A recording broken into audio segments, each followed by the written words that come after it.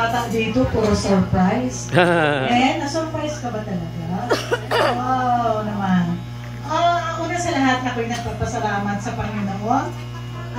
Sa unang pagkakataon, nakita ko kung gaano tayo kasolid na kapamilya. Sabi nga, pamilya, sama-sama sa hirap at ginhawa. Len, wala akong ibang sasabihin sa iyo kundi happy birthday. Yung journey mo sa life, ako'y natutuwa kasi hindi ko akalain na ikaw pala ay makakarating sa ibang ibayo. Alam natin noon, di ba? Ang hirap naman ang buhay natin din.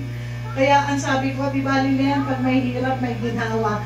Ito na yung ginhawa at ako ay nagpapasalamat kay Humphrey dahil kahit wala na si Frank, gaya ng sinabi mo, instead na ay yung hindi mo nagawa noon sa kanilang dalawa ni Frank, pinagpapatuloy mo ngayon. Ako'y natutuwa sapagkat naririto tayong lahat, hindi lang mga kapamilya, kundi yung mga kapitbahay at mga iba pang nakakakilala kay Helen.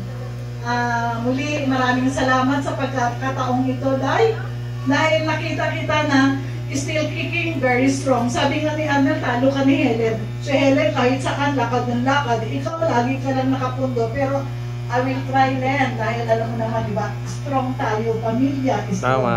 Maraming salamat. Thank you, Ante.